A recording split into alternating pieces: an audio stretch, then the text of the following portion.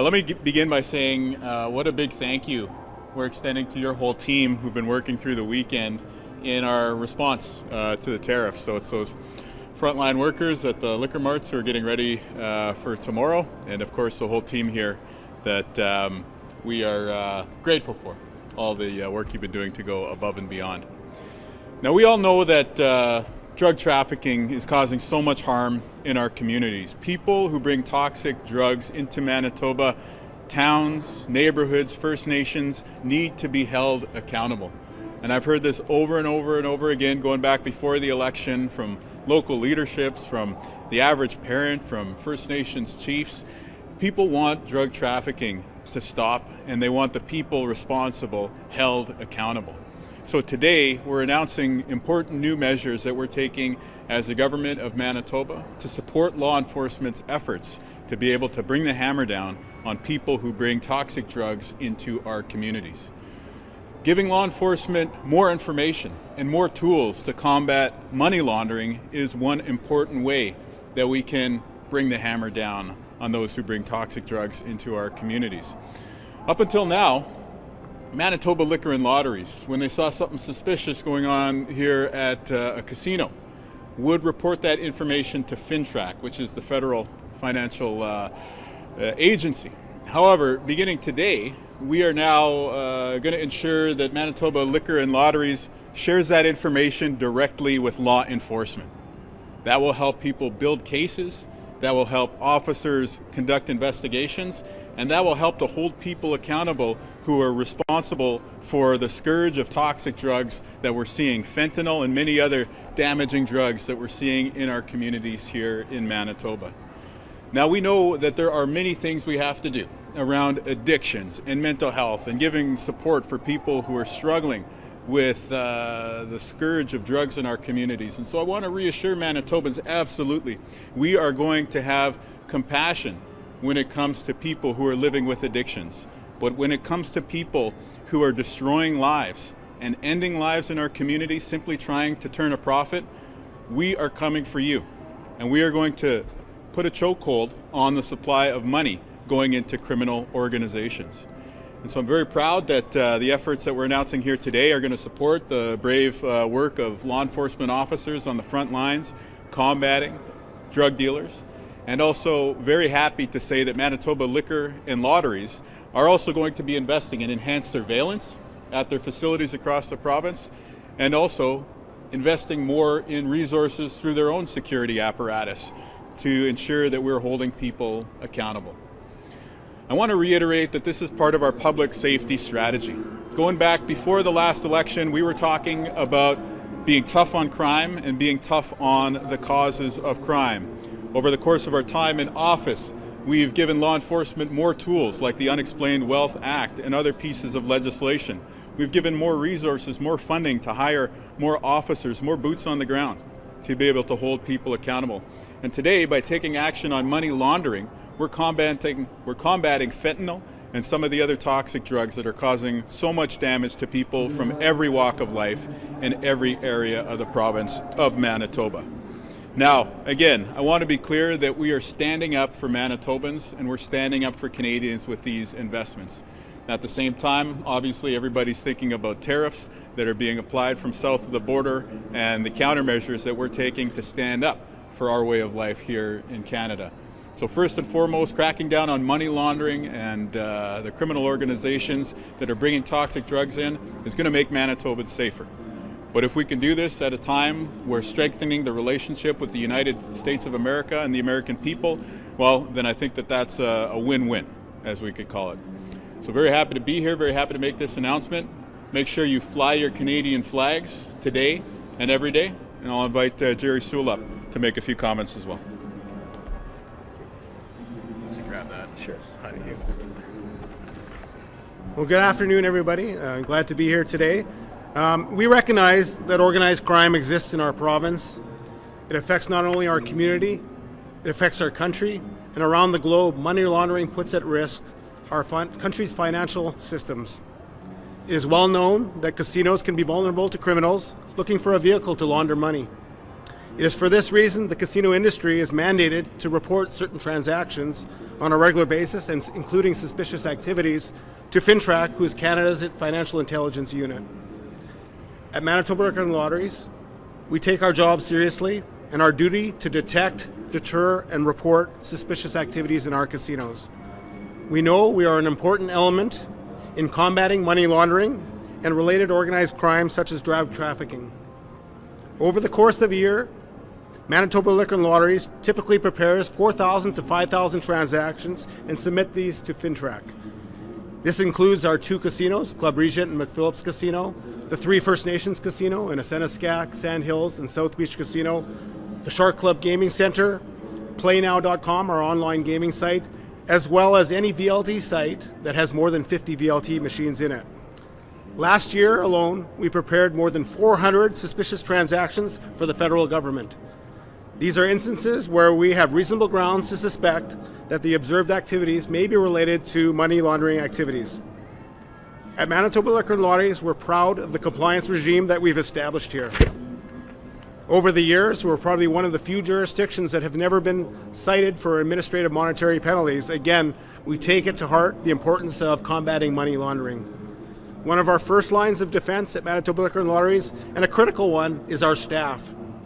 Our gaming floor staff are required to take training annually and are not allowed to be on the gaming floor until they've taken a test and passed the test. It's important for them to be the eyes on the ground and to ensure that they know their obligations to report. As well, we employ some of the best and most sophisticated surveillance technology there is out there in the field. And again, they are the eyes in the sky that help us observe and confirm some of these transactions that might be occurring in our casinos. But for all our hard work and our diligence, we know that organized crime doesn't stop. It doesn't rest, and it remains an ongoing threat to our communities and to Manitobans. Today's announcement of these additional enhancements will allow us to provide advanced intelligence of suspicious transactions to our local law enforcement. They will be yet another helping hand to combat organized crime and ultimately make our communities safer. We look forward to implementing these measures and enhancements and working closer with our law enforcement, the local Winnipeg Police Services, Brandon Police Services, and of course the RCMP. We are committed to ensuring the criminal buck doesn't stop here. Thank you.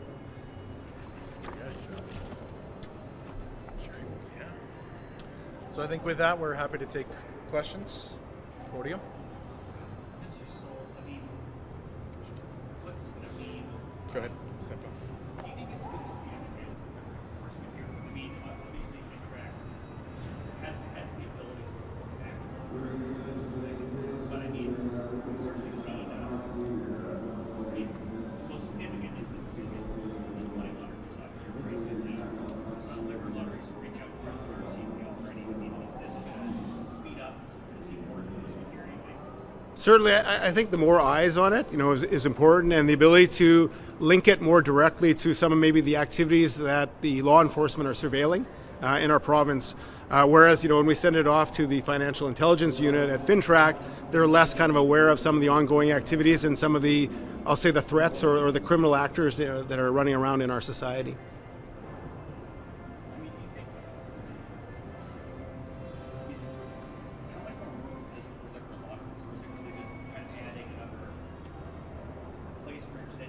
Yeah, certainly there'll be some additional work on that part, but again, we're hoping that the same reports that we provide to FINTRAC can be conveyed to the law enforcement officials. So again, hopefully not to duplicate work on our part. So again, we'll work closely with law enforcement to kind of guide and helpfully direct us to kind of what that format looks like as far as reporting goes. I think it's important for us, again, as an organization, as a province, to again, see that there's action be taken, maybe on a more quick basis to combat. We know a lot of times, the criminal activity of money laundering is linked to organized crime, and of course, there is organized crime, in our backyards, and we need to put a stop to it. Why was it necessary to do this step when the previous regime putting FINTRAC perhaps not happening? Again, and I wouldn't say it's a redundant, addition. I think it's important to again have all eyes, on the situation, and that again, local law enforcement will have different insights into the ability to kind of combat it, and it might support some of the work and projects that they're doing as well. Can you elaborate on any of the surveillance technology that you're going to be investing in?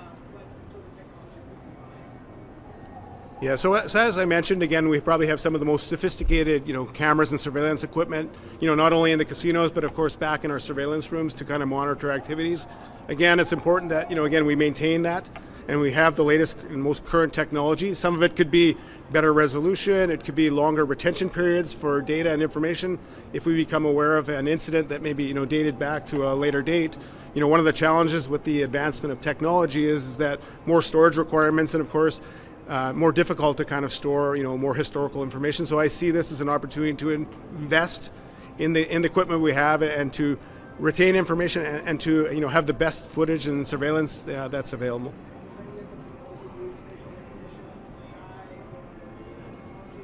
No, there's no use of facial recognition in the casinos. Yeah, for sure. Toxic drugs, is this a way to kind of,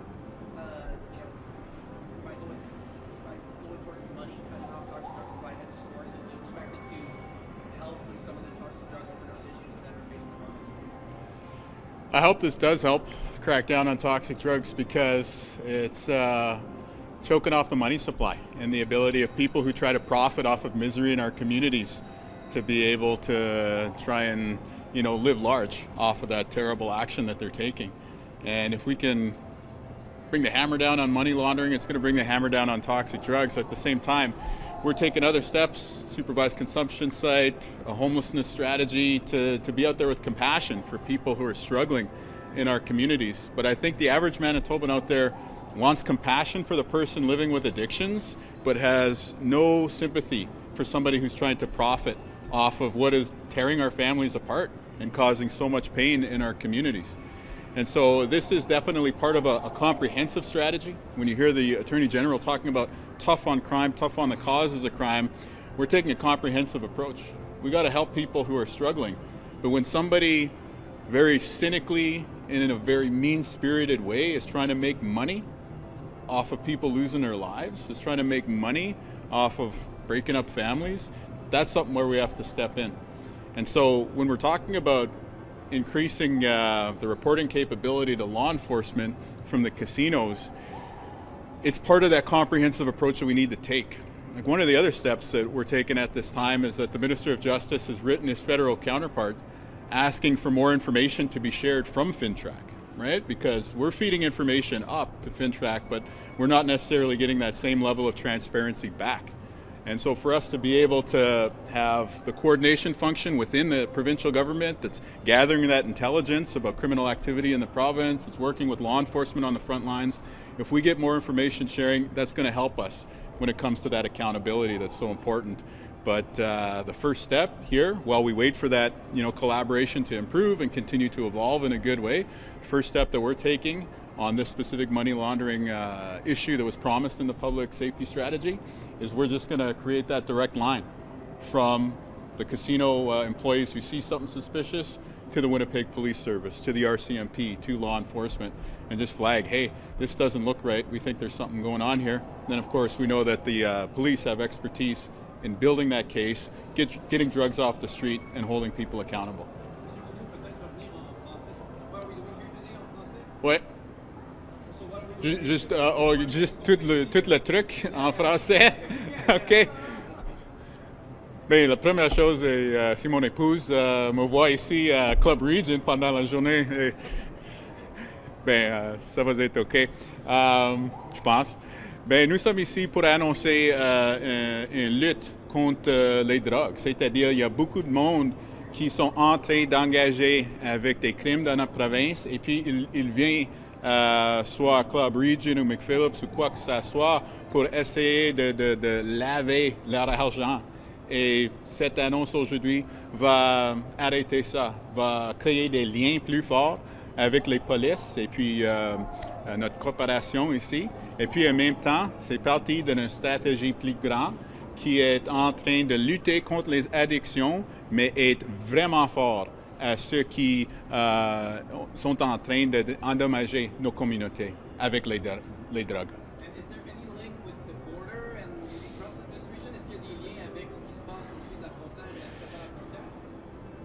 Ben, il y a des liens parce que il n'y a pas beaucoup de choses qu'on pourrait dire au lieu de ça. Ben, nous sommes toujours en train de lutter contre le fentanyl, puis l'administration américaine marche dans la même direction. C'est-à-dire que ça, c'est partie d'une stratégie que nous avons lancée, ça fait longtemps, de lutter contre les drogues dans nos communautés. Mais en même temps, si nous pourrons partager un message avec les Américains que nous sommes vraiment directs contre les drogues, que oui, ça se peut que ça va nous aider dans ces conversations économiques en même temps. Yeah. We know that casinos aren't the only place where money gets laundered. Other provinces have seen recent investigations involving real estate, cannabis businesses.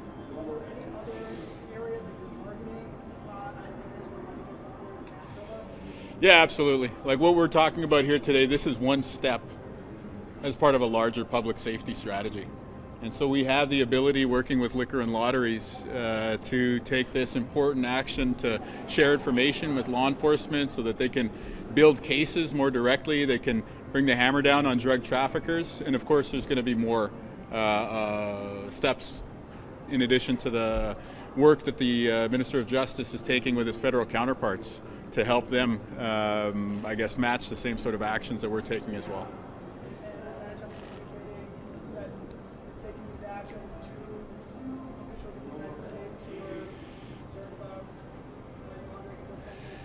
First and foremost, this is about keeping Manitobans safe. And this is about our communities. The thing about the drug epidemic that we face is that it doesn't matter if you're in downtown or River Park South or Thompson, Manitoba, or on a Northern First Nation. Everybody in this province knows somebody who's been harmed by drugs. Everybody in this province knows somebody who's battled with addictions. And when there's people profiting off of that, we need to take action. And so first and foremost, this is about holding people accountable to save lives in Manitoba.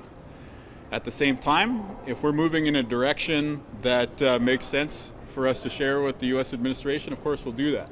I'll be in Washington, D.C. next week with the other premiers making the case to Americans about the important trade relationship that we have and the steps that we're taking on fentanyl on the border, on strengthening the North American economy will definitely be a part of that. First and foremost, this is about saving lives in Manitoba. This is about holding people accountable who are trying to harm Manitobans. Yeah. Are you good to jump up to the podium, or do you want to? Can we take it away after? Yeah, maybe afterwards, eh?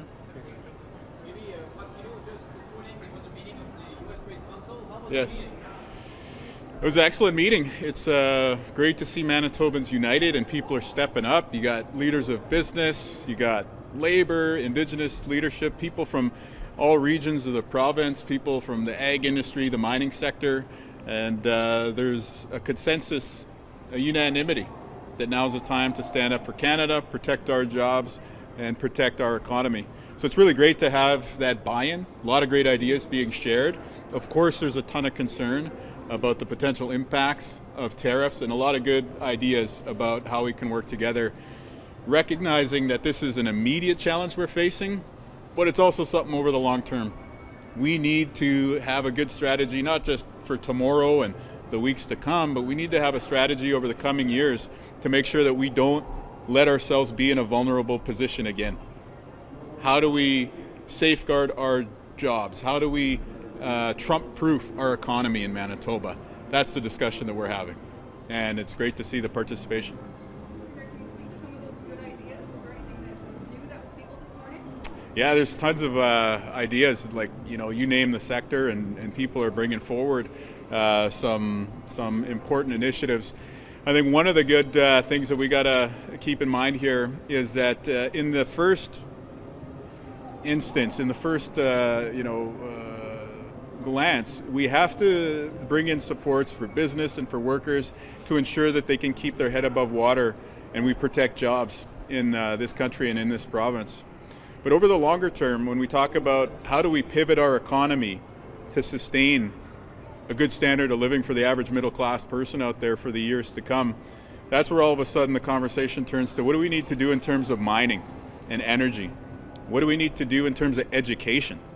as being a huge part of our future economic plan. And there's a lot of those good suggestions being brought forward. Are there any contracts that are ongoing right now that are going to be paused with any U.S. companies? Not making any news on that. That's not really what we're talking about this morning. Yeah. That announcement yesterday. Yeah. How much information was shared, how much consultation was done with restaurants? People who drink American booze. Particularly the sell American booze. I mean, hotel industry, restaurant industry, bar industry. I think there's a bit of uncertainty there. Yeah, so we spoke to some private retailers and folks who sell American booze, and what I would say is this: we're taking action as the government. We're pulling booze off of our shelves, and in the future, people in the private sector aren't going to be able to order booze through the wholesaler, but we're not being directive to them. And so some conversations and consultation happened, but as you saw over the course of the weekend, the situation is one that we have to respond to forcefully to stand up for ourselves as Canadians and Manitobans. Say bars, restaurants, are you incurring additional costs trying to source alternatives? Are you experiencing? Well, here's the great thing about cutting off American booze. The Canadian stuff is way better. Okay? So if your patriotic duty is to grab a 1919 or a Crown Royal, I think most Manitobans think that's a good deal. And when we're talking about the wholesale price, it's a perfect, better substitute, I would say, actually, a better substitute. So yeah, so I think this is something that we're doing to send a message to the U.S. to say we're not going to be pushed around, we're not going to have our sovereignty infringed, but at the same time, we're trying to make sure that we do this in a way that the average Manitoban out there just embraces that Canadian pride that everybody's feeling right now, and can do some tangible, real things in your day-to-day life to support our country. Okay, we're going to go to Zoom now. Okay, thank you, Premier. We have 3 outlets on the line today. First up, Steve Lambert. Go ahead, Steve. Good afternoon, Premier. Question there about other tariffs and things. I noted in Ontario, Doug Ford is he's referred to Elon Musk and said that the government's canceling his contract with Starlink. I know there are a lot of balls in the air, but one of the things the Manitoba government does is it subsidizes electric vehicle purchases through rebates, including Tesla products. Is the government looking at changing that? We're certainly looking at all options that we have to respond. And I think some of the discussion that we've had recently is about where do you spend your money as a Manitoban out there? And certainly where the province of Manitoba spends its money, I think is something that we're thinking very, very carefully about. And so one specific step that I've taken is to ask our Minister of Finance and the other ministries that are engaged with the economy to look at procurement and to ask whether we need to prevent American companies from bidding on these great opportunities that we put out there to sell stuff to the Manitoba government, to sell services to the Manitoba government. And so we're going to be looking at all those tools that we have in the toolbox. Of course, we would hope that there just were no tariffs in the first place, but since we're confronting this threat, we need to respond accordingly. Again, we'll be the friendly Manitoban, we'll be the person saying sorry all day long until we have to go in the corners, right? And then we get our elbows up, as the hockey metaphor goes. And in terms of the procurement, Quebec is adding the equivalent of a 25% tariff on procurement, a penalty, if you will. Other provinces have said they're just outright banning, and you've said you're looking at an outright ban. Sorry, are you looking at an outright ban, or would it be a sort of financial disincentive? And again, I'm going to press you on the Tesla thing. Should the Manitoba government be subsidizing Tesla purchases?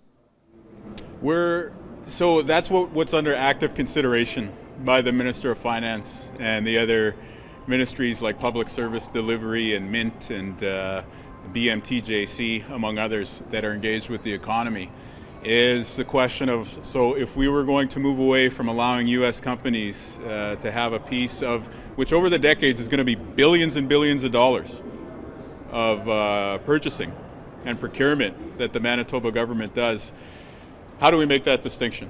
And so the various options of like just an outright ban versus, basically being penalized kind of on a point system basis, those are under active consideration. And when it comes to who qualifies for the EV rebate, that's under consideration as well. Okay, thank you. Next up, we have Radio Canada. Matthias, go ahead. Yes, hello. I would have a question more for maybe Gerry Sul. Okay.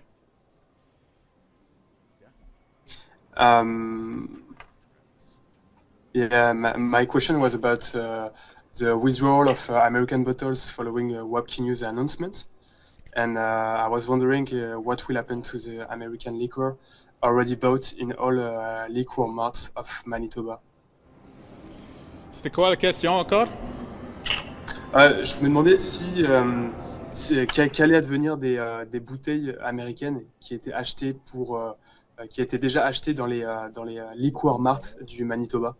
Il y a beaucoup de monde qui veulent savoir où est-ce que ces bouteilles vont être. Et c'est comme un peu d'une blague chez nous, mais... Prochaine question. Do you have a follow-up, Matthias? C'est ça, en fait, est-ce qu'il y a une réponse claire ou pas pour l'instant? Yeah, no, a lot of people are wondering where this booze is going to be. We're kind of joking about it. Like, yeah, we're pulling booze off the shelves, even if we have to go down to the warehouse and, dispose of it ourselves. Okay, thank you. Okay, and last up today we have Globe and Mail. Timur, go ahead. Hi, Premier. Thank you so much for taking our questions today.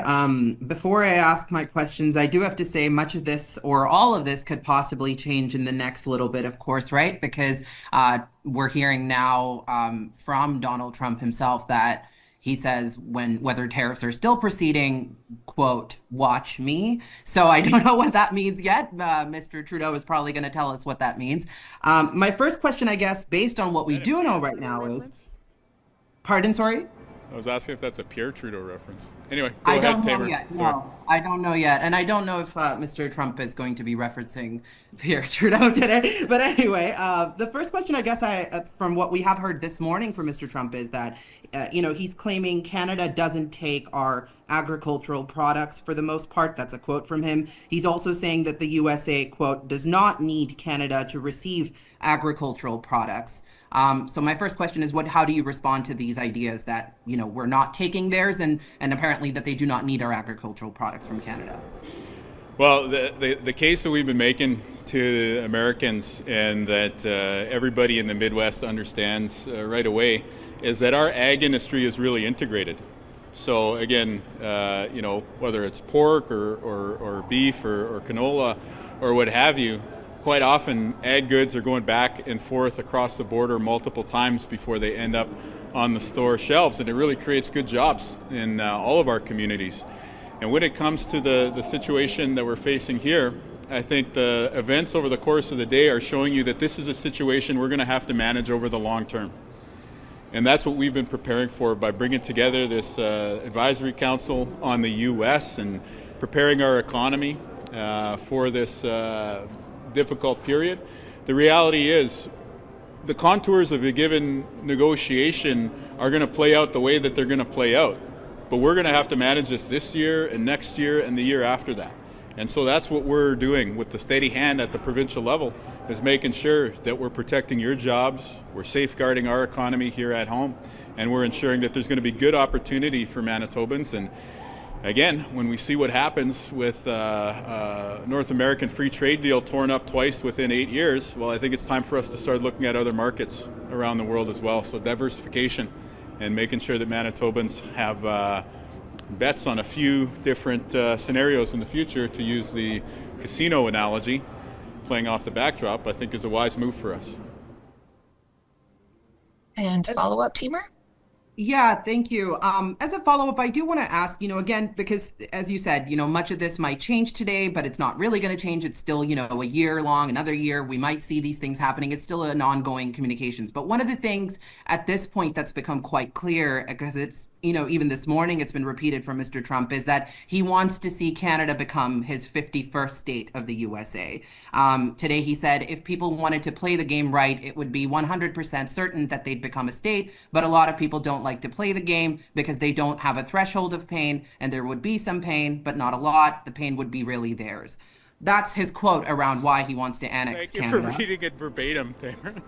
I wanted to read it because I want your reaction on this, Premier. It's a very wild, assertion to try to make Canada the 51st state. So I wonder, because then it seems at the root of Mr. Trump's, actions here with the tariff. So I wonder, what is your response to that? What do you think of this 51st state idea?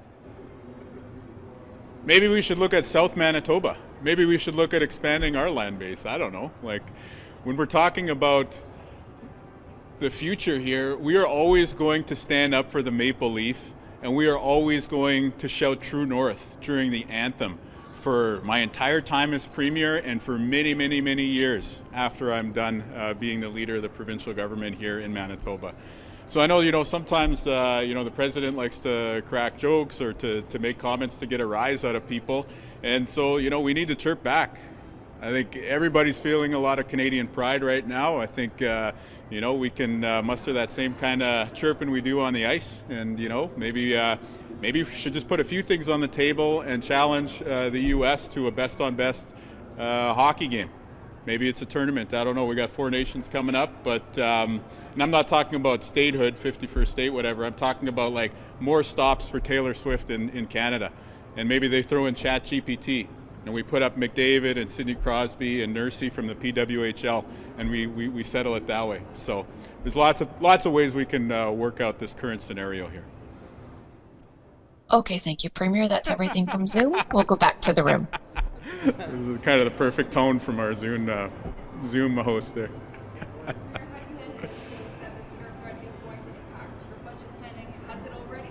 Oh, it definitely has, because as we've been preparing for the budget this year, we sort of have the status quo, no tariff budget, but then we also have the tariff scenario. And as we get closer to tariffs being applied, then it looks more like that contingency scenario is kind of the main focus. But again, if there's no tariffs and we're able to just move ahead with things as they stood previously, then we're ready for that too. Does the tariff scenario include a bigger deficit? Well, I think what the tariffs would do is it threatens a recession in Manitoba, and then that has an impact far bigger than any impact in what we have to manage at the provincial level. Is we got to look at your jobs. We got to look at safeguarding the economy. And are there any current contracts with American companies that you've signed over the last year and a bit? I'm not sure about that, but we have a terrible contract signed by the PCs with a Texas-based company. Everybody here who goes to a provincial park pays money to a company in Texas. Doesn't make any sense whatsoever. Shouldn't we be paying a Manitoba company to enjoy Manitoba? So it's contracts like that I think we'll be looking at. Are you already looking at that one? We're obviously looking at that one, yeah.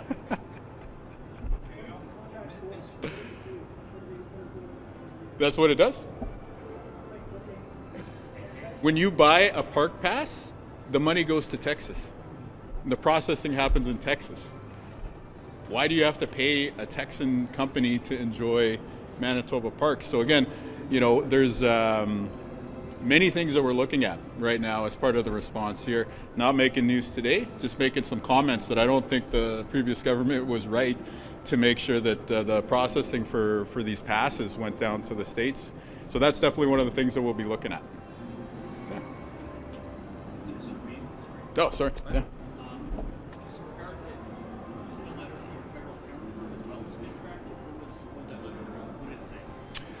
Yeah, so we're sending out a letter imminently that essentially just allows us to share information more easily and more readily when it comes to the sharing between FinTrack and the MCIC here in Manitoba. So we gather a lot of information. We've got a pretty sophisticated provincial system of sharing amongst our law enforcement agencies that can be a part of the solution here when it comes to sharing this financial information.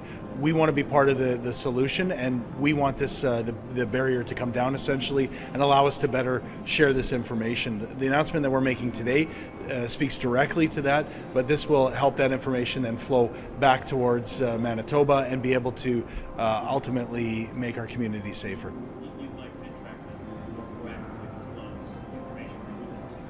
Again, we're collecting a lot of this information, and we're doing more than our share when it comes to sharing that information amongst law enforcement here in Manitoba. We want a federal partner that's going to be at the table to be able to better do that, and we know that there's a lot of interest in this. We're asking them to step up and make that move.